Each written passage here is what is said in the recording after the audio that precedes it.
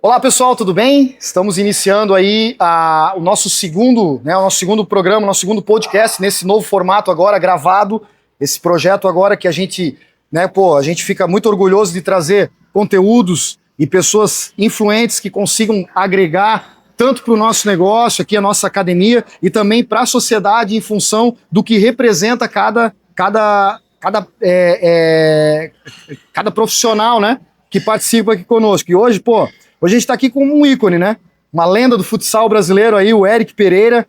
Cara, eu vou ler um pouquinho só a trajetória aí, ó. A carreira construída dentro das divisões de base do Jack Futsal, uma das maiores potências, né, hoje do Brasil na modalidade. Acumulou títulos de todos os lados ali, reconhecimento internacional, tornou um dos principais técnicos de futsal do mundo, né? E hoje, fora das quadras, o Eric, ele encabeça um projeto muito legal, que é o Código Campeão, que é um método que vai muito além de treino técnico, tático e enfim, né? É uma formação completa, construção de caráter, mentalidade, disciplina, responsabilidade, preparo físico, emocional, comportamental para a vida esportiva. Se faltou alguma coisa, o Eric vai falar. Eric, prazer estar aqui conosco hoje, cara. Obrigado pela presença aí. Então tá aqui o homem, né? Então o Eric vai falar aí vai dar o início aí, falar um pouquinho nesse começo de episódio aí. Cara, seja muito bem-vindo, tá, Eric? Fernando, muito obrigado pelo convite, meu irmão. É uma honra e um privilégio estar aqui com vocês, nesse lugar que é uma referência a respeito das academias da nossa cidade, mas principalmente com um profissional que é uma referência e como ser humano uma pessoa ainda melhor. Então é uma verdadeira honra, um verdadeiro privilégio estar aqui com vocês. E vocês que ficarão conosco na próxima hora, pode ter certeza que vai vir um conteúdo muito edificante, que vai agregar muito valor e muito conhecimento para todos vocês. Muito obrigado, meu irmão. Obrigado, Eric. Então prepare-se, pessoal, a gente vai ter um conteúdo muito legal hoje. Então só lembrando, né, esse conteúdo a gente grava e aí a gente vai ficar salvo ali o link na nossa página, então você pode assistir lá no YouTube, o formato legal, e a gente vai ter muito papo pela frente aí. Então, Eric, vamos começar aí o nosso conteúdo então, né, cara? Eu queria que tu falasse um pouquinho pra gente da tua trajetória no futsal de base, né? Como é que começou essa história no futsal e na base? Por exemplo, né? A paixão pelo futsal, possivelmente você iniciou como atleta, e como é que foi a transição para que você estivesse, né, dentro desse contexto todo aí, né? Então, Fernando, eu fui atleta profissional de futsal, subi pro profissional aqui em Joinville com 16 anos. 16 anos. No início do projeto, lá no Abel Schultz. E de forma precoce interrompi minha carreira. Quando eu tinha 19 anos, o Murilo, que é meu irmão, que atualmente está no Carlos Barbosa, me ligou falando que estava vindo de Tubarão para Joinville. Eu estava jogando em Timbó na época. Timbó. E eu acabei vindo para Joinville também. Eu não viria naquele final de semana. Murilo de Joinville também? Natural de Joinville. Ah, Murilo de Joinville. E eu vim para Joinville porque o Murilo também estaria aqui. Nós somos como irmãos e estávamos há muito tempo sem se ver. E eu acabei vindo em um final de semana que eu não viria, e fui fazer uma consulta de rotina no médico que cuidava de mim desde criança, e ele falou para mim o seguinte: Eric, eu cuido de você desde criança, você é um atleta profissional, e eu nunca te mandei no cardiologista, eu tô sendo um irresponsável, me perdoa por isso, mas pega a guia e vai ver se tá tudo ok. Não era nem o objetivo... Nem o objetivo, eu nem viria, achava que estava vindo em virtude da presença do Murilo, mas Deus age na nossa vida no silêncio, né, Fernando? Sensacional. E depois, quando a gente tem clareza e consciência, a gente entende os porquês. E, resumindo, fui fazer um ecocardiograma, subi na esteira, corri. Quando finalizei esse exame, sentei na sala de espera. Esse médico abre a porta, me chama pelo nome, eu sentei na frente dele, e eu costumo falar que as palavras têm muito poder. A gente precisa ter muito cuidado, muita sensibilidade, muita compaixão, sobretudo quando a gente vai dar uma notícia negativa para uma pessoa. E esse médico, infelizmente, Fernando, não teve nada disso. Ele falou com as seguintes palavras. É, o trabalho deles agora. Exatamente. O que você faz da vida? E eu falei, eu sou um atleta profissional. E ele me respondeu da seguinte forma: então agradeça a Deus que você não está morto. Resumindo, eu tinha uma síndrome chamada de Wolff-Parkinson-White, que era uma veia a mais no coração que trazia sangue demais na hora da atividade física.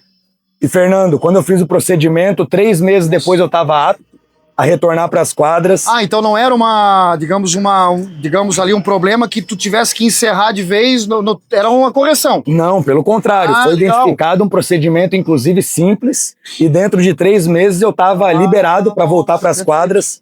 Mas, meu irmão, a minha carreira acabou nesse episódio que eu estou descrevendo para vocês agora. E eu vou explicar para vocês o porquê. Junto com essa veia que o médico tirou do meu coração, ele tirou junto a minha parte mental e a minha parte emocional.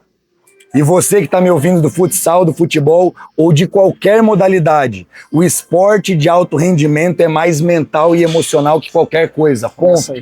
Antes eu disputava uma bola contigo, Fernando, com um pensamento. Coitado de você que está disputando essa jogada comigo, porque essa jogada vai ser minha e ponto. Posterior a esse procedimento era outro pensamento. Será que eu não vou morrer se eu fazer força demais para ganhar essa jogada do Fernando? Tipo, tirou aquele pitbull de dentro e era o diferencial, de certa Irmão, forma. tirou tudo e era o diferencial. Você usou a palavra certa porque o meu jogo era um jogo de muita imposição e isso arrancou absolutamente tudo de mim. Quando eu resolvi encerrar minha carreira como atleta, eu resolvi ser treinador e me orgulho muito, Fernando, porque eu respeitei cada etapa de um processo. Eu costumo falar que uma construção gigantesca, ela depende e muito de uma base sólida, que é composta pelos primeiros tijolinhos. Eu joguei, fiz minha faculdade, posterior a isso, comecei a trabalhar em um projeto social para depois iniciação, depois 7, 9, 11, 13, até ser contratado pelo JEC em 2014, para a categoria sub-15, depois 17, posteriormente 20, auxiliar, até chegar no profissional. Ou seja, respeitamos cada etapa do processo, cada tijolinho dessa construção, por isso que é uma carreira muito sólida e eu me orgulho muito porque, irmão, quando a gente quer algo grandioso, respeitando a tudo e a todos, sem passar por cima de ninguém, não tem atalho.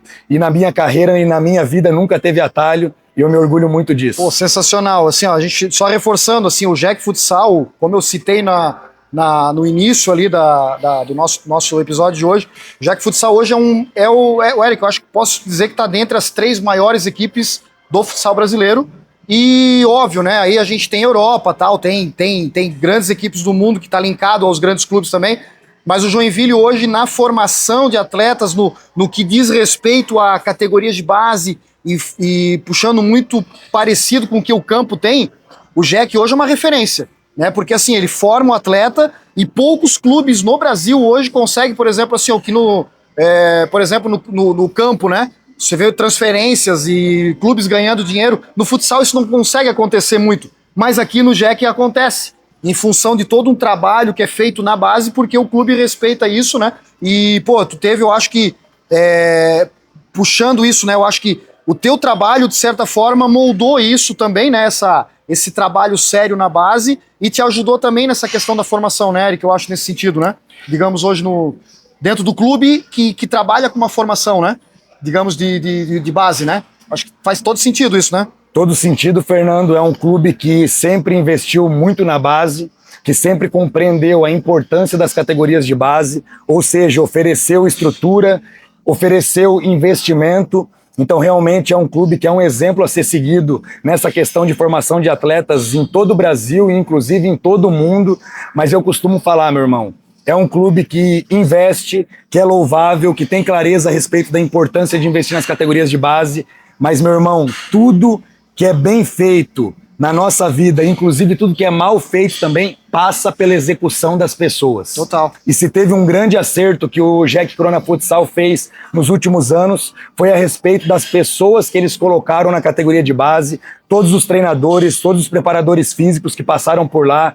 Eu fiquei quase 11 anos, então falo isso com muita propriedade. Então realmente eram pessoas que vestiam a camisa, que entregavam absolutamente tudo. Eu tive uma autonomia muito grande para desenvolver o trabalho nas categorias de base do clube e a gente passou a não negociar isso, porque pessoas precisam de pessoas, tudo que a gente vai executar em alto nível passa pela execução de cada pessoa que está envolvida no processo e eu acho que o clube foi muito assertivo nessa questão, porque realmente foram pessoas que compraram a causa, pessoas muito competentes, cada uma na sua área, mas principalmente pessoas que estavam muito alinhadas, com uma sinergia muito grande, e isso automaticamente se refletia dentro da quadra. Muito legal. E eu acho que, tipo assim, ó, além, como você comentou, né, tem uma frase que tu usa, que eu uso até hoje, né, que nós pessoas, né, profissionais, a gente não faz nada sozinho, né, o cara lá de cima que precisou de 12.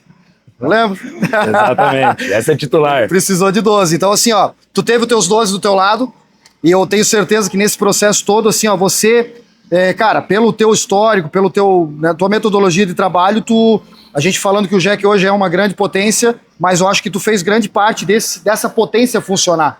Como tu falou, respeitando o processo, respeitando cada um, transformando, né, o trabalho profissional em realmente um trabalho profissional.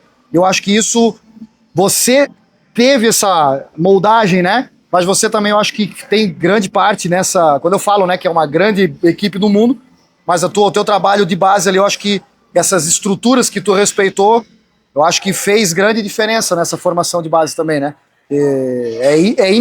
Não dá para pensar hoje, né? É impensável hoje pensar sem o Eric nesses 11 anos. Quem sabe, né? Não tem essa... A gente não consegue ter essa noção. Então, isso é um trabalho bem legal, bem louvável, sim. O cara é diferente.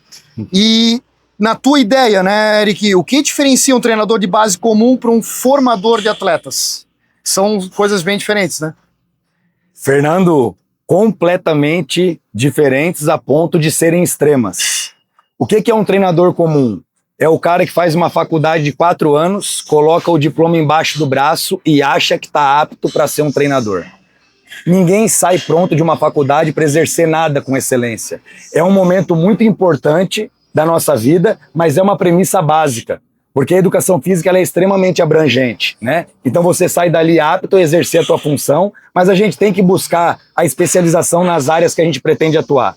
E eu vejo que um treinador de base, uma premissa básica para ele, se ele quer executar um trabalho de excelência, é ser um cara obcecado e viciado por conteúdo, por conhecimento, um cara que é viciado em leitura, um cara que faz cursos, workshops, palestras. Então eu sempre fui um cara completamente obcecado e viciado por conhecimento, e eu creio que isso fez toda a diferença. Porque é o seguinte, Fernando, você chamar um treinador de base de treinador chega a ser uma ofensa. Ele é treinador, técnico, gestor, líder, pai, irmão. Ele tem que gerir o processo, ele tem que acolher, ele tem que acalentar, ele tem que passar conhecimentos a respeito do jogo profundos, abrangentes, porque o jogo de futsal hoje tem um repertório tático muito grande.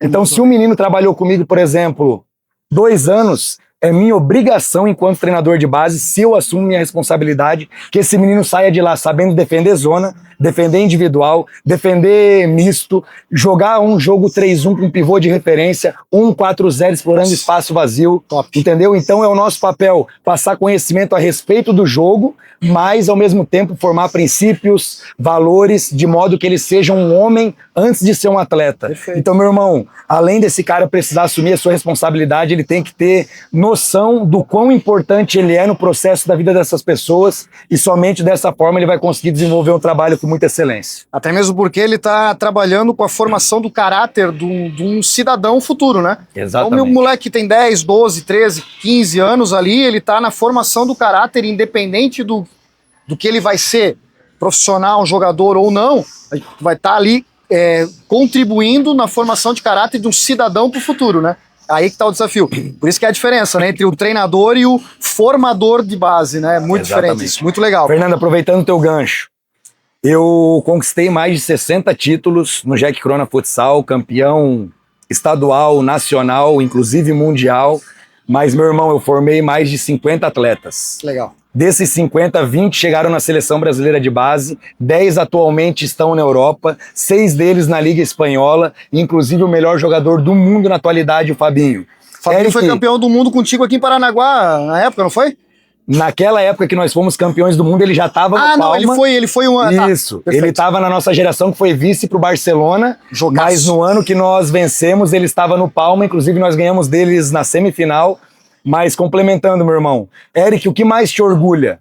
60 títulos na tua passagem aqui na categoria de base do Jack ou 50 atletas formados? Porra. Meu irmão, não tem comparação. Não tem, né? E eu creio que também seja muito importante essa clareza, essa consciência do treinador de base. Primeiro, formar homem, depois formar atleta e depois vencer. Ele tem que ter clareza a respeito dessas prioridades para saber realmente qual que é o papel dele. Sensacional, Eric, é isso aí. Matou a charada, eu acho que em cima disso tudo, né? A gente fala de rotina, responsabilidade, trabalho, longo prazo e, acima de tudo, o respeito que esse cidadão, né, que a gente trata como cidadão, mas é o atleta, ele vai ter com o adversário, com a a família dele, enfim, com todas, até com ele mesmo, né? Enfim, isso aí é o desafio do formador de atletas, cara. Sensacional. Acho que é isso. Matou a charada, falou o que a gente entende, né? Que é a nossa base, não só do futebol, mas de todos os esportes aí que a gente pode citar, né? Exatamente. Então é isso. Eric, olha só, a gente vai entrar num tema agora bem legal. Ganhar títulos e formar atletas, né? Pô, tu que ganhou praticamente tudo na base, mas o que realmente fica nisso, né? Hoje, por exemplo, a gente vê muito exemplo, né? E qual é o maior erro na formação esportiva hoje, né? Por exemplo, dá para ganhar e formar caráter ao mesmo tempo? Dá para ganhar título e ao mesmo tempo, assim, ó, um exemplo que eu dou sempre assim, ó, a criança que tá ganhando o título, ela tá feliz? Será que ela tá tendo o conteúdo que ela precisa nesse sentido? Queria que tu falasse um pouquinho sobre isso, esse equilíbrio entre ganhar títulos e ao mesmo tempo formar, né, realmente esse atleta para que ele entenda, né, o objetivo do que é levantar um troféu ou não, ou saber perder muitas vezes, né? Queria que tu falasse um pouquinho sobre nesse sentido entre um e o outro, assim, esse equilíbrio das coisas. Fernando, dentre tantas coisas que envolvem um trabalho tão abrangente de um formador, ele colocar uma veia sanguínea no atleta de base, fazendo ele com que ele seja competitivo, com que ele faça tudo entregando o máximo no dia a dia, no treino e automaticamente no jogo, é extremamente relevante e significativo. A questão é o quê? Que um treinador de base, ele não pode ferir a lógica do jogo, ele não pode ferir a formação e ele tem que ter clareza a respeito dessa prioridade. Vou te dar um exemplo. Muitos treinadores de base, no sub-9, fazem com que o goleiro segure a bola com a mão e dê um chutão para dentro da área para o grandão do time raspar a bola de cabeça para fazer o gol. Verdade. Em um lateral defensivo, ou eles chutam a bola direto para dentro da área para o grandão raspar de cabeça, ou tocam para o último homem de primeira colocar essa bola lá. Ou seja, esse treinador de sub-9, ele tá jogando para ser campeão. Ou seja, o grandão vai raspar a bola de cabeça porque o coitado do goleiro nem alcança a trave. Ele vai ser campeão do sub-9, ele vai ter o artilheiro da competição, mas e a formação? Porque a gente forma atleta de qualidade colocando a bola no chão. Eu, quando era treinador de sub-9, eu nem lembro se eu ganhei algum título. Posso ter ganho, mas para vocês verem como não é tão relevante. Mas o meu time colocava a bola no chão e jogava. A gente perdia a bola dentro da área e tomava o gol. A gente driblava, perdia a bola e tomava o gol. Mas eu tinha clareza que o meu propósito era formar. Então essa que é a questão. Forma homem, forma atletas, aqui com princípios, aqui com valores, aqui com muito conteúdo, com muito conhecimento. E se der certo, vencer também. O que não pode colocar o resultado na frente da formação do atleta, o resultado na frente da formação do homem, porque isso fere muito a formação de um atleta. Por exemplo, Fernando, quantos atletas você já viu artilheiro do sub-9, artilheiro do sub-11, se destacando no 13, no 15 desaparecendo? Começa a sucumbir, né? Exatamente. No 17 ele já é mais um e quando ele bate no 20 ele nem chega no profissional. Por quê? Porque provavelmente teve um professor no meio do caminho que inverteu a ordem das coisas e quando essa conta chega, cara, ela é muito cara. Ele se depara com uma realidade da Eneric, por exemplo, que existem esses trabalhos, né, em certa forma, em alguns grandes clubes. Quando o cara chega naquele ponto lá que ele vai ter que mostrar o diferencial, ele não teve lá no começo, né? E por que não teve, Fernando? Porque esse jogo que ele jogava no 9, no 11, de dar chutão e de raspar de cabeça, não é o futsal. Tu não vê um time profissional colocando essa bola para raspar de cabeça, não é o jogo. Seria uma regra para criança isso? Que ela tem que aprender o básico? Por que de certa forma, Cara, não vou falar que é preguiça do treinador, mas assim, ó, é o mesmo do mesmo, né? É sempre a mesma coisa. Não, vamos dar chutão. É difícil, né? Fazer o trabalho é difícil, né? Aí a gente vai ter que voltar lá pro começo da nossa conversa. Provavelmente esse cara que faz isso é o cara que coloca o diploma embaixo do braço e acha que tá. O cara que estuda, que busca conhecimento, que se aprofunda, ele sabe que tem etapas desse processo de construção de um atleta que ele precisa respeitar e se ele tem clareza e consciência a respeito disso, ele vai fazer o que tem que ser feito. Com certeza, Eric, show de bola. Eric, vamos falar um pouquinho do Código Campeão, né? Como é que tá a questão das quadras ali? Como é que tá o Eric hoje, técnico, com o Código Campeão? Fala um pouquinho sobre essa, não digo uma transição, né? Mas como é que tá essa questão aí das quadras? Como é que tá os projetos futuros aí? Falar um pouquinho aí do Código aí pra gente. Fernando, dia 23 de julho de 2025, ou seja, praticamente ontem. Eu era um homem saudável, que acordava pulando da cama, apto a fazer absolutamente tudo, e treinador de uma das maiores equipes de futsal do mundo. Dia 24 de julho de 2025, 12 horas depois, eu estava com meu contrato rescindido, com meu tendão de Aquiles partido no meio. Junto, praticamente na mesma... Em menos de 12 horas. E um dia saudável, treinador de uma das maiores equipes do mundo. 12 horas depois, um desempregado que não conseguia pegar um copo de água. Meu irmão, eu conheci o famoso fundo do poço, num lugar escuro, num lugar triste. Eu flertei com depressão, eu flertei com crise de pânico. Acordava alguns dias, não queria sair da cama. Outros dias, com falta de ar o dia inteiro. Até que um dia caiu a ficha e eu vi que não era tristeza, não era falta de ar, era flerte com depressão e com crise de pânico. E naquele dia eu entendi o lugar que eu estava.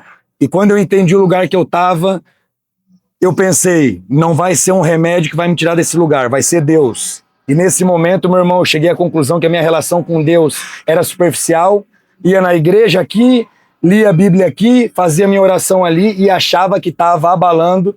E nesse momento, meu irmão, eu me entreguei de forma plena para Deus e Deus começou a me transformar, começou a me tirar desse lugar. E, meu irmão, Deus, quando quer mudar a gente, Ele utiliza pessoas. Ele muda a nossa mesa e através das pessoas, Ele proporciona mudança e eu sou a prova viva disso, meu irmão. Deus me tirou daquele lugar e quando eu me coloquei de pé, depois dessa vivência e dessa experiência que através da dor me proporcionou muita sabedoria, eu fui acessar um conhecimento muito profundo a respeito de inteligência emocional, mentalidade, alta performance, a influência da rotina, dos hábitos de excelência. E, meu irmão, foi uma sabedoria e um nível de conhecimento que não me transformaram, me fizeram novo. E quando eu me vi nesse lugar, eu pensei o seguinte, Fernando, foram pessoas que arrancaram essa dor de mim, foram pessoas que me tiraram desse lugar. E agora eu não quero mais ganhar jogos, eu não quero mais ganhar campeonatos, eu quero ganhar vidas e fazer isso que fizeram para mim e para as outras pessoas. Portanto, meu irmão, se esse podcast aqui fosse 3 semanas atrás, você ia ouvir agora que eu sou um treinador aposentado, que minha carreira estava encerrada e que agora eu ia viver para palestras, imersões e mentorias para impactar, transformar, salvar a vida das pessoas, potencializar elas em todas as áreas da vida. Mas, meu irmão, vou confessar para você e para quem está ouvindo a gente, tá batendo uma abstinência agora.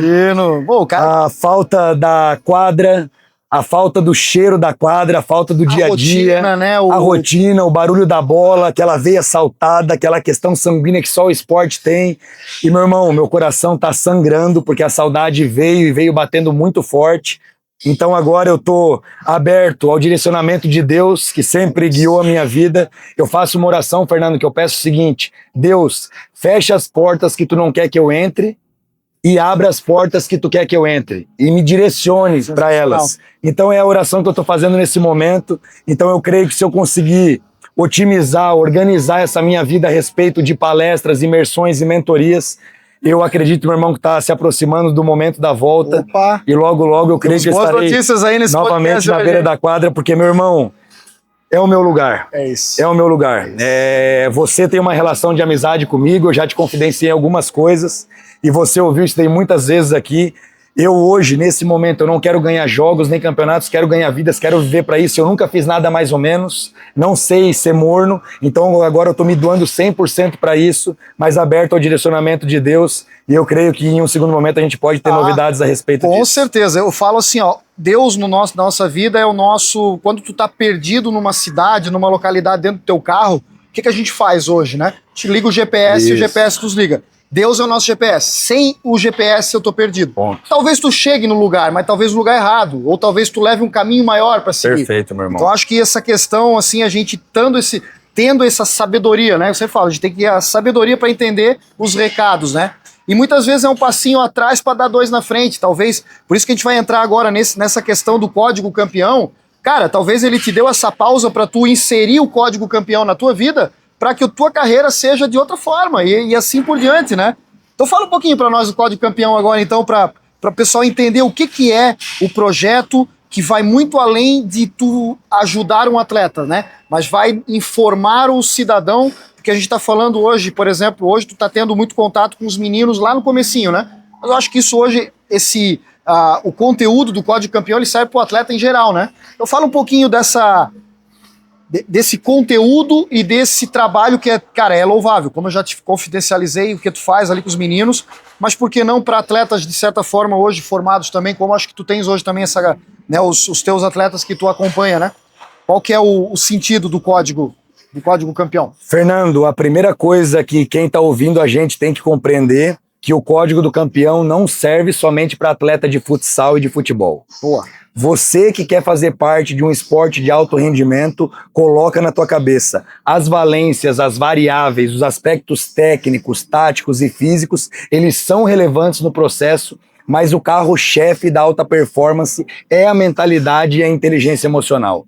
Nós ouvimos falar muito, por exemplo, a respeito do leão de treino.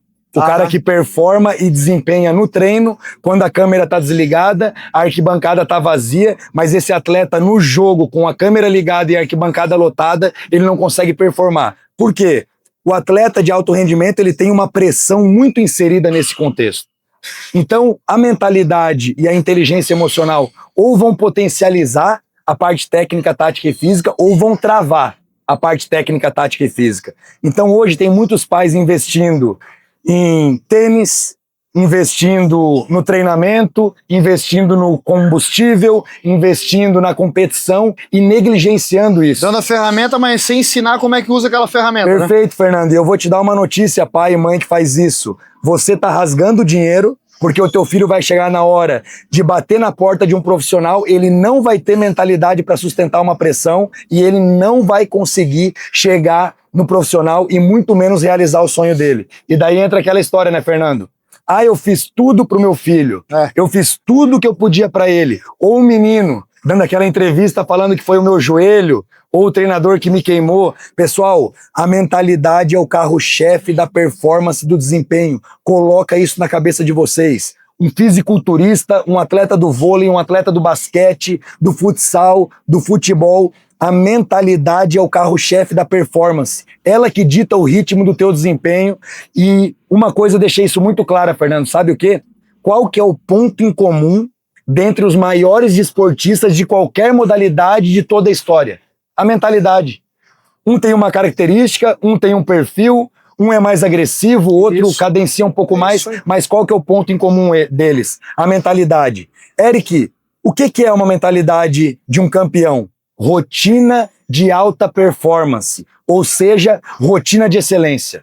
Esse cara ele tem hábitos que só aproximam ele do desempenho da performance dele e em hipótese nenhuma o contrário. E isso é mentalidade pura e você que pretende ser um atleta de ponta do alto rendimento precisa investir muito nisso e não pode negligenciar isso em hipótese alguma. A frase famosa que é você suportar o processo para viver o propósito, né? Muitos visualizam o propósito antes de tudo. Exatamente. E o processo vai muito além do que apenas saber, né, praticar o esporte, né, apenas saber ter a técnica. Às vezes ser o cara tem todo... Isso a gente ouve muito, né, e trazendo um pouquinho pro meio do futsal, do futebol, né, pô, aquele cara tinha tudo, pô, jogava muito desde a base e tal, chegou no limite ali, principalmente da base para a transição do profissional, que se perde todo aquele trabalho porque faltou o fundamento básico. E aí entra o código, né, o Código do Campeão hoje trabalha tudo, né, hoje, por exemplo, tentar mostrar para a criança de uma forma que ele entenda, que ele absorva, e os pais, de certa forma, sendo também uma ferramenta nesse processo também, né? E eu acho que muito também dos trabalhos também hoje, por exemplo, a gente falou de escolinha, de professor de base, de treinador de base.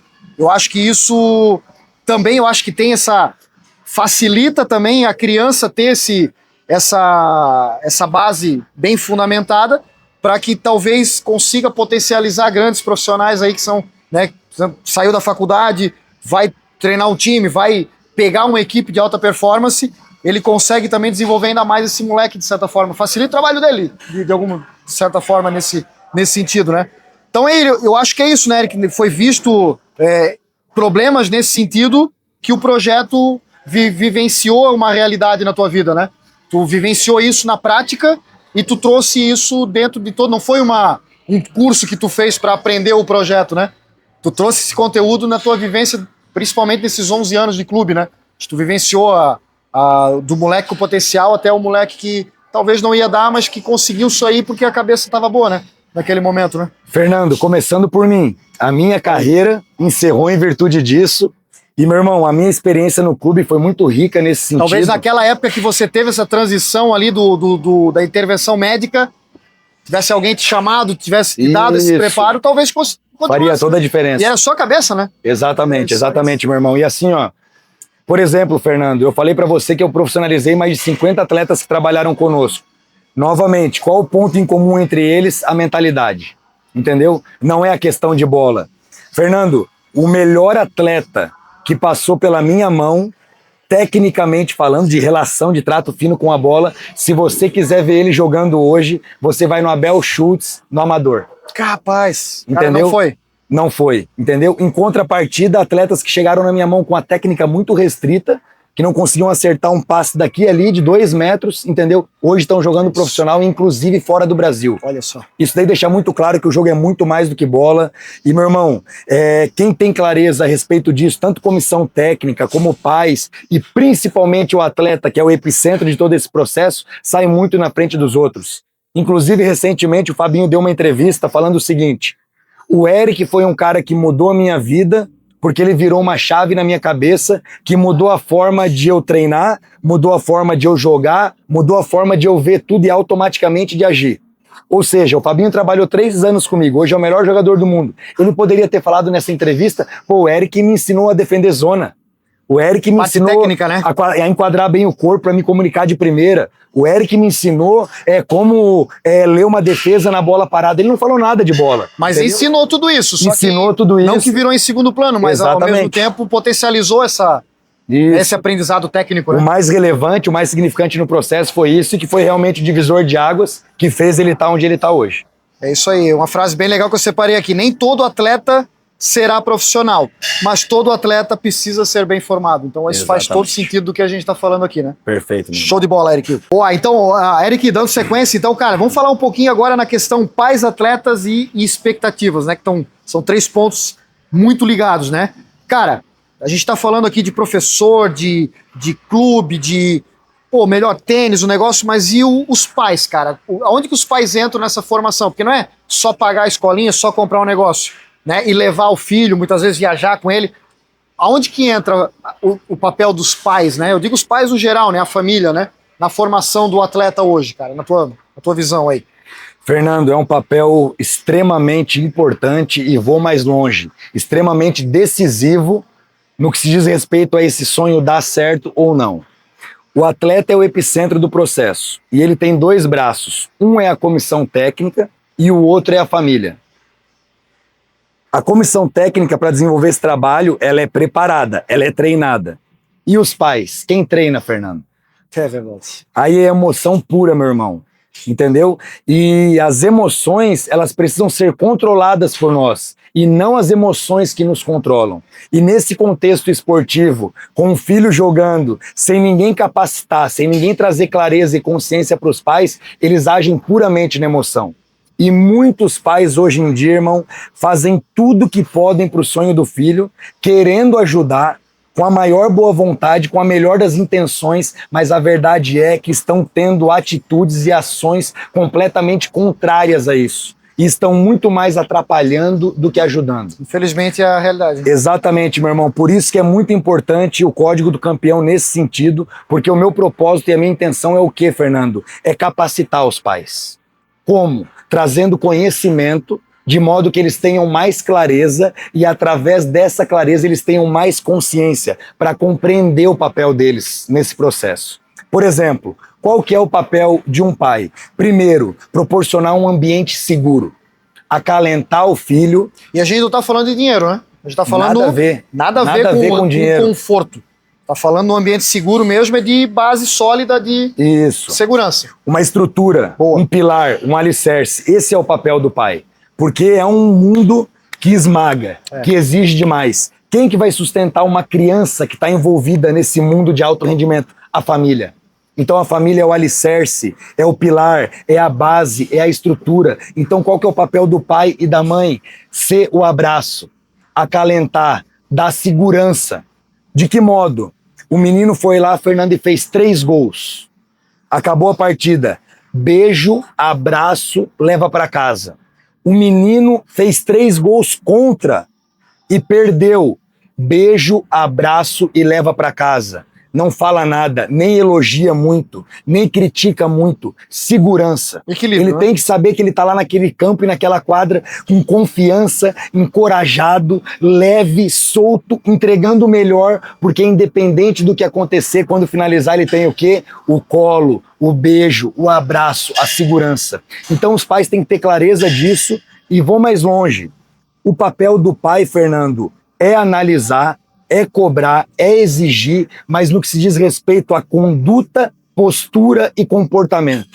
Tem muito pai querendo falar de técnica, de tática, de parte física, porque a profissão do treinador é a única profissão do mundo que todo mundo acha que entende. Todo mundo tem um pouquinho de treinador. Isso, o cara assiste futebol a vida inteira, vai ver o filho jogar, ele acha que ele tem autoridade para falar de parte tática, técnica, parte física. Mas eu não entro lá no consultório médico desse pai para falar como tem que fazer. Eu não entro na loja de carros desse pai para dizer como tem que fazer. Boa. Então o pai tem que analisar, cobrar e exigir conduta, comportamento e postura.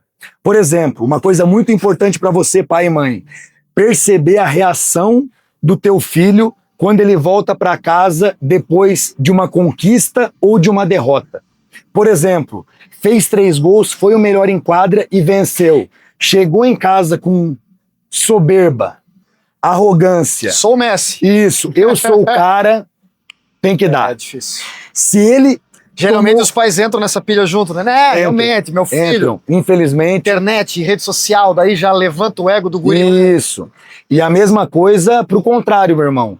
O menino não jogou ou jogou muito mal e perdeu. Se ele voltar para casa acusando o golpe, muito triste, muito sentido.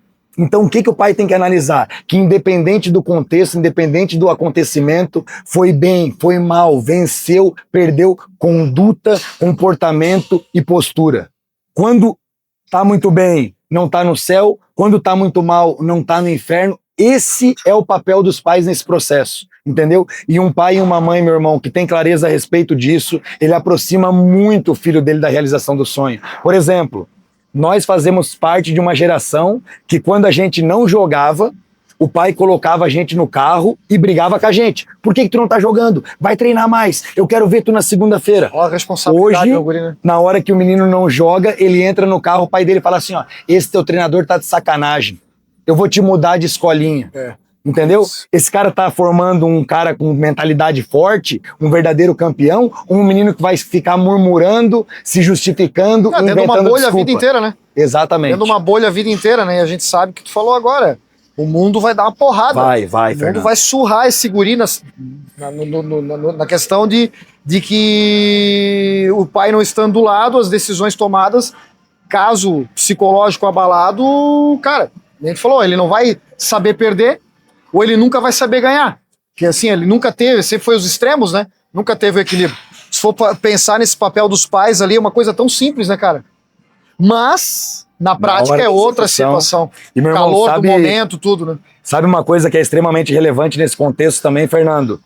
Somente pessoas curadas curam, somente pessoas restauradas restauram, Boa. somente pessoas transformadas transformam, e os pais, para conseguirem colaborar com os filhos, eles precisam estar bem.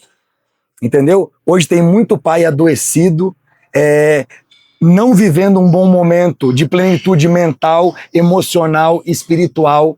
E isso vai refletir nas atitudes Nossa, dele tudo. e automaticamente ele não vai conseguir colaborar. Então, uma premissa básica para o pai colaborar com o filho e auxiliar nesse processo, antes de qualquer coisa, ele precisa estar bem com ele mesmo também. Tipo, fazer um exame de consciência, entender quais são as dores e as angústias deles primeiro, para depois cobrar algo dos filhos. Na verdade, a palavra certa não é cobrar, né, Eric? Eu acho que é entender o que o filho quer, né? Por exemplo, ele não vai cobrar conduta, isso e aquilo. Como você falou, ele não é, acima de tudo, um atleta. É uma criança, ele tá se divertindo, né? Eu sempre falo pros meus meninos que eu treino, eu falo assim, ó, cara, se diverte. Primeira coisa, tá legal? Tá divertido? Tá legal? Primeiro caminho, né? Cabeça boa. Então, assim, muitos pais não perguntam isso muitas vezes. Exatamente. Tá se divertindo? Tá legal pra ti? Tem uma pressão, às vezes, de certa forma, né? Ou, às vezes, assim, ó, muita... Não deve ser o meio... Eu digo meio termo, não deve ser o extremo também, né? De fazer de qualquer jeito. Eu acho que tem que haver a disciplina também, né? E aí é que tá o desafio, né? Realmente, voltando tudo isso, é o equilíbrio de toda essa cobrança, né? Exatamente. Muito bom, cara. Sensacional. Então, Eric, falando um pouquinho, a gente falou várias questões, né, do equilíbrio de pais, a questão do equilíbrio mental da criança, né? Então a gente sabe que são todos elos, né, de uma corrente, né? Então a gente fala tudo isso e tem a questão física também. E isso pega um pouco no sentido que talvez o pai acompanhando um treino dessa criança, ele acaba, tipo, se frustrando com algum desempenho nessa questão, o guri não conseguir talvez desempenhar, não conseguir acompanhar uma jogada, tal, por não estar fisicamente bem ou não, ele acaba rotulando essa criança, né? Por exemplo, em vez de identificar o porquê ou para ajudar a dar esse incentivo, ele acaba, eu acho que rotulando mesmo a questão da criança sem ele não ter, né? Não precisar desse rótulo, né? Isso acontece muito, né, Eric? Fernando, eu vou te falar uma coisa, meu irmão. A palavra tem muito poder. Você que está me ouvindo agora, o mundo não foi feito através da força do braço. Ele foi feito através das palavras. Deus falou, haja luz e houve luz. E o que acontece? O pai e a mãe têm o poder de amaldiçoar, meu irmão, ou abençoar a vida de um filho. E o pai não pode se omitir. Não pode se omitir, porque é exatamente isso, Fernando. Entendeu? Não adianta negligenciar, não adianta falar que é outra coisa, não adianta inventar desculpa. A palavra de um pai para um filho tem muito poder. E o que acontece, meu irmão? Por exemplo, nesse contexto que você citou, o menino às vezes faz um treino sem dar absolutamente tudo que ele tem. No final desse treino, o pai que está lá na arquibancada assistindo, ele chega e fala assim para esse menino, ó, você é preguiçoso. Nossa. Ao invés de falar para ele, por que hoje não tinha intensidade no teu treino? Tá tudo bem, o pai pode fazer alguma coisa para te ajudar? O que você vai fazer de diferente para no próximo treino você conseguir inserir a intensidade? Olha a diferença, meu irmão. Até mesmo porque o menino que vai ter que se comprometer, ele que vai dar a resposta, porque lá no campo quem dá a resposta é ele. E o pai, além de vir de maneira agressiva, ele não fala da situação específica, ele ataca a identidade. Como você falou muito bem, rotulando. O menino não teve intensidade naquele treino, isso é uma coisa. Ele ser um preguiçoso é outra completamente diferente. Então essa sensibilidade dos pais e esse cuidado com as palavras é muito importante também, irmão, porque isso daí causa um impacto muito grande. E vou mais longe, Fernando. A médio e longo prazo pode fazer o menino saturar, desistir, e quando isso daí acontecer, esse mesmo pai vai falar o seguinte, o meu filho desistiu do nada. Do nada. Não foi do nada, meu irmão. E acaba assim, ó, independente, como eu falei no começo ali, né, vai formar um cidadão para o mundo. Além de não ser um atleta, ele vai ser um profissional em uma outra área com a mesma frustração, talvez, né? Isso, perfeito. Talvez esse cara não consiga performar na vida em função de não de uma palavra que não é uma situação apenas, mas são várias, né? O conjunto da obra, né, que a gente fala, né? Isso que tu comentou, por exemplo, de um treino específico, de um jogo, né, cara? Pô, se tem uma preocupação hoje com o atleta, quando ele já é atleta, por exemplo, trazendo para o futebol, né? Ele não estava num dia bem. Hoje os grandes clubes, né? Isso se escuta muito assim, não estava num dia legal. Os clubes hoje têm psicólogos que tratam isso porque o cara não treinou bem nesse dia. E a gente está falando de um atleta profissional. Um atleta hoje que tem uma vida sólida, que tem uma estrutura gigantesca. Esse cara, por que esse cara tem o direito de não ter um dia bem e não ser rotulado? Pô, e uma criança que está começando, né? Um jovem. Processo. Pô, por que esse jovem ele tem que ser rotulado dessa forma, sendo que lá é a preocupação maior? Então isso falta muito hoje nessa iniciação de base, né? Pô, entender e pega o caminho do pai, muitas vezes, e por que não do professor também, né, Eric? A gente tá falando do pai. Fernando. E o professor que rotula o guri também, de certa forma. Você tocou em um ponto muito sensível, irmão. Diante disso que você falou, uma das escolhas mais importantes que um pai e uma mãe fazem é quem que vai ter o privilégio e a honra de acessar o filho dele. Entendeu, meu irmão? Isso aí. Porque às vezes assim, ó, você enquanto pai, enquanto mãe, tem esse discernimento, essa sabedoria de saber se expressar, de respeitar o teu filho através das palavras, e se o professor não tiver? Entendeu, Fernando? Então, assim, ó, o trabalho de um pai, cara, nesse contexto é muito abrangente, muito amplo, extremamente relevante, porque ele tem que ser muito assertivo. Então, irmão, por isso que a gente fala que muitas carreiras acabam, ou melhor, nem iniciam por falta de clareza, de consciência, de pais que não têm discernimento e automaticamente não têm sabedoria para serem assertivos nessas decisões. Uma coisa que tu falou uma vez, eu acho, numa dessas tuas, das tuas palestras ali, que tu, cara, é o tesouro da vida deles. Isso. Cara, o pai, ele tem que entender, por exemplo, assim, ó, onde ele vai entregar o maior bem dele, né? Que é a maior, como é que se diz, a maior conquista de um pai e de uma mãe é o filho. Porra, então ele tem que entender, né, aonde que ele vai entregar esse projeto de vida que ele teve ali, que tá executado na frente dele, pô, pra pessoa que vai fazer, e assim, ó, começando por ele e também identificando com esses profissionais que vão tratar. Eu acho que é um conjunto, né? E tem muito isso hoje, né? Esse profissional mal preparado, muitas vezes o pai não tá nem sabendo o que tá acontecendo. Exatamente. Essa vem a questão da conversa em casa. E aí, filho, como é que foi o treino? Ah, eu chutei, eu fiz um gol e dei 2... Não, mas peraí, tô te perguntando como é que foi o treino. Como é que o professor, como é que tá a tua situação? Aí ele começa a identificar. Vai da conversa. Eu acho que é a base de casa, né? E faz todo sentido isso, né? Perfeito. E nessa questão de entender do filho também, muitas vezes, assim, ó, e trazendo um pouco pro nosso, né, pro nosso mundo, aqui nosso cenário de fundo aqui, né, que é entender muitas vezes, pô, será que essa criança ela tá conseguindo ter o acompanhamento adequado para, por exemplo, assim, ele sabe jogar, mas pô, ele tá bem fisicamente, será? Muitos pais hoje têm essa dificuldade de entender, por exemplo, assim, ó, vou botar o filho pra jogar bola e vambora, tá tudo certo. Achando que é só isso. E aqui na academia, principalmente aqui no CT, a gente tem muitos jovens treinando, hoje jovens que eu falo crianças, porque a maior dúvida hoje de um pai é saber se o filho pode frequentar uma academia com 9, 10 anos, porque antigamente se falava que acima de 15 anos, não, ele não tá ainda formação muscular, não tá adequada, né? E eu acho que isso é um percentual naquela corrente que a gente falou agora, dos elos, né? Eu acho que a questão física da criança hoje, quanto mais cedo ela começa, melhor, né, Eric? Por exemplo, ter esse tratamento, ter esse cuidado, né? Buscar um profissional e muitas vezes buscar um espaço que esse filho vai ter um tratamento adequado também, né? Fernando, o jogo antigamente era um e hoje ele é outro. Mudou tudo. Completamente diferente, né? Você via um jogo antigamente muito mais posicional, onde, por exemplo, eles corriam 3, 4 quilômetros por jogo, e hoje você vê um jogo numa exigência física onde eles correm 11, 12, 13, 14 quilômetros. Eu não estou falando nem do dobro, estou falando de 3, 4 vezes mais, né? Então, muitas vezes as pessoas consideram que é precoce a criança acessar a um treinamento físico com 9, 10 anos, mas, meu irmão, se colocar com um profissional certo e no lugar certo, sabendo o que fazer, como fazer, quando fazer, isso daí vai ajudar e muito na sequência. Porque hoje a exigência do jogo é muito, muito, muito grande, principalmente na questão física. E isso, num jogo de futsal e do campo, se reflete principalmente no momento defensivo do jogo, né? Antes as defesas cercavam, ocupavam espaço, ficava aquela posse de bola mais tranquila. Hoje a defesa está todo o tempo acelerando. Todo, né? Recomposição, um jogo de transição cada vez mais forte, né, Fernando? A gente pode falar que contra-ataque hoje é uma das maiores chaves para uma equipe conseguir pegar uma defesa desorganizada. Então, meu irmão, eu assino embaixo do que você está falando. O pai tem que colocar, tendo essa clareza que a exigência física vai ser muito grande lá, mas, meu irmão, o mais importante, com a pessoa certa, no lugar certo, porque se colocar com a pessoa errada e no lugar errado, aí realmente vai comprometer, porque vai fazer o que não é para fazer, na hora que não é para fazer, e automaticamente a performance e o desempenho serão comprometidos. É bem isso aí. Então a gente sempre fala, né?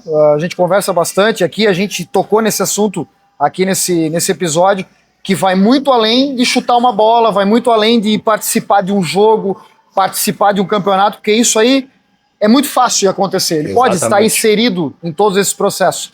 Agora, entender, né, a base, né? Por exemplo, que aqui a gente está falando que a gente quer formar um cidadão, né?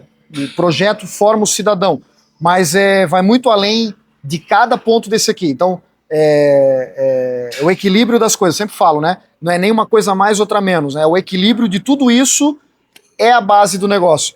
É fácil? Jamais. A gente sabe que tem uma longa trajetória, obstáculos imensos, que a gente nem vai citar a questão da vontade desse atleta, de querer ser um atleta, e isso a gente falou muito pouco aqui, mas é primordial.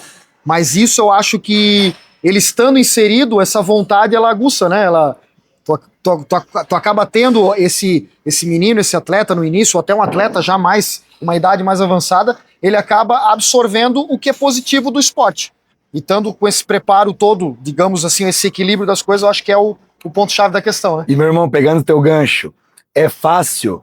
Não é fácil, mas não precisa ser fácil, só precisa ser possível.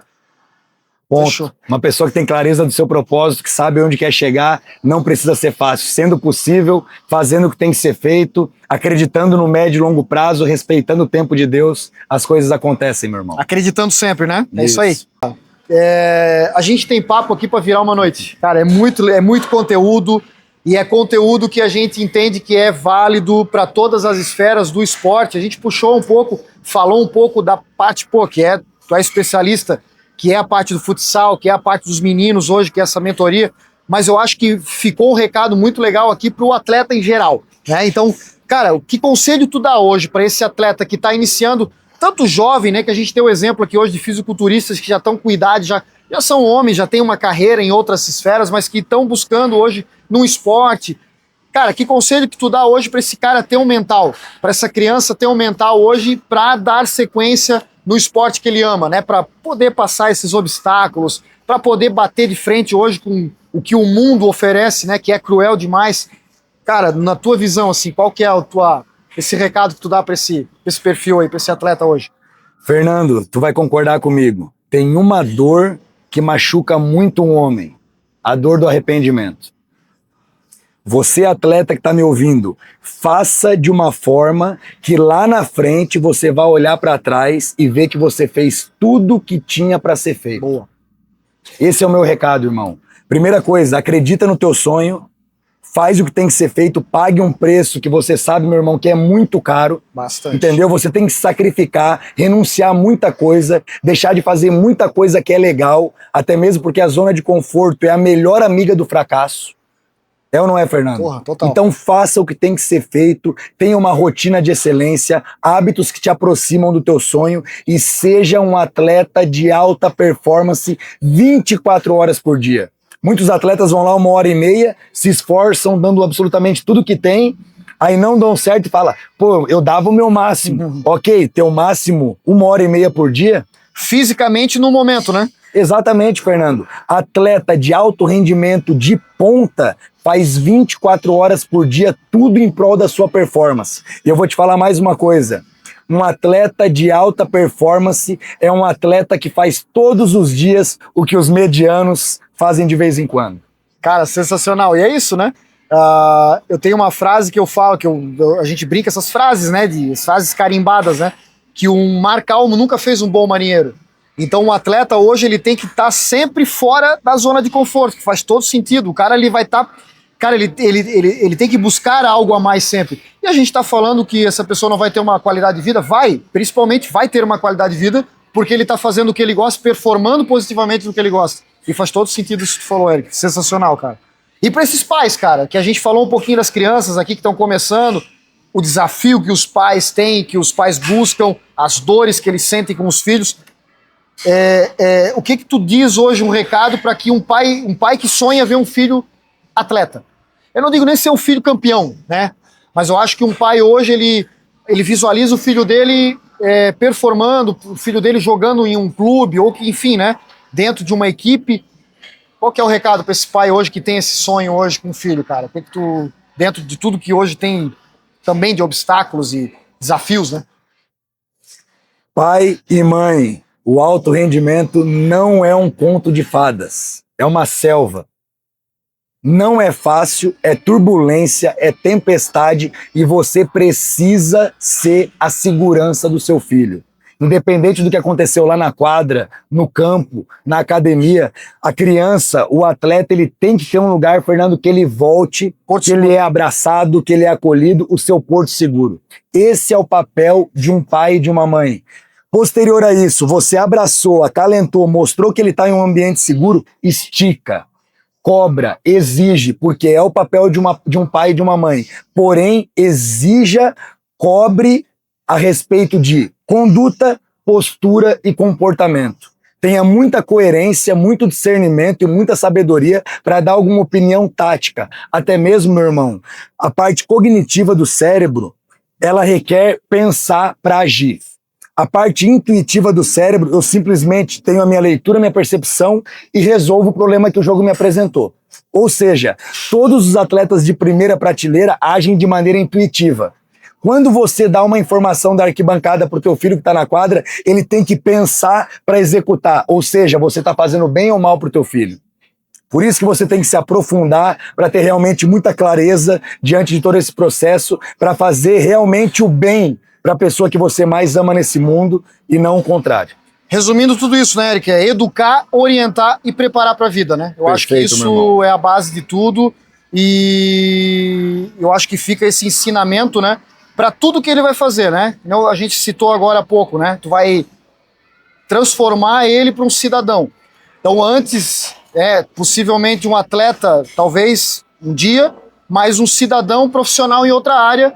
Então, independente de um trabalho, né? Eu acho que depende de um trabalho bem feito em casa com esse porto seguro. Ele não sendo jogador, não sendo um atleta, ele vai ser um cidadão de bem em outra área, né? Quem sabe aí, né? Um profissional que vai constituir a própria família dele no futuro.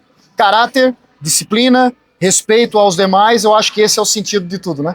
Então é isso. O esporte é uma das maiores ferramentas de socialização do mundo, né, Fernando? Exatamente. E a estatística é cruel.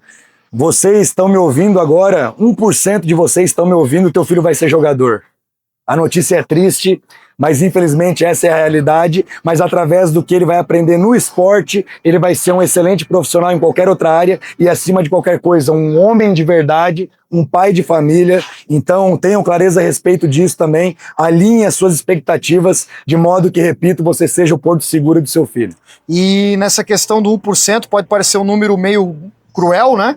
Mas a excelente notícia, né? A notícia que é a melhor de todas. Só depende dele, esse 1%. Ponto. Não depende de ninguém, não tem outro fator. Claro, tem os fatores externos, mas assim, ó, cara, não existe nada que vai dizer que você não pode, que você não vai conseguir. Isso. Só vai depender desse 1% aí, a estatística, e foi. Isso. E para fazer parte desse 1% é muito, não é que é fácil, é possível.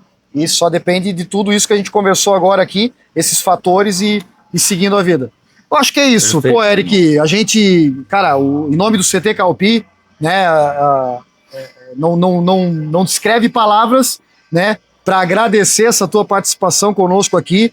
E esse episódio, então, ele vai ficar aí na nossa página, a gente vai jogar no YouTube. Então, todo esse material aqui, eu acho que é conteúdo, é tesouro, é ouro. Compartilhem, mandem para frente, manda pro teu amigo, manda para aquele menino, aquele teu amigo que tu acha que precisa, ou não, compartilha mesmo porque é conteúdo, né? E a gente agradece do fundo do coração. Meu irmão, tamo junto. Obrigado, meu irmão. E já tá marcado aqui, a gente vai ter vários outros aí. Espere aí futuramente o próximo episódio 2 aí com o Eric Pereira, que eu acho que vai ser, né, prazer tê-lo sempre conosco aqui. É da casa, o Eric tá com a gente aqui. Então sigam as redes sociais aí, ó, @Eric Pereira Futsal, com H e CK no final, é isso? Perfeito, isso. @Eric Pereira Futsal. Cara, tem muito conteúdo legal ali, muito conteúdo importante para você que é atleta, para você que performance. Então siga a rede social lá, a nossa @CT Calpi também. Vai estar tudo isso aqui na descrição do vídeo. E é isso, meu irmão. Obrigado mais uma vez, tamo junto. Até a próxima.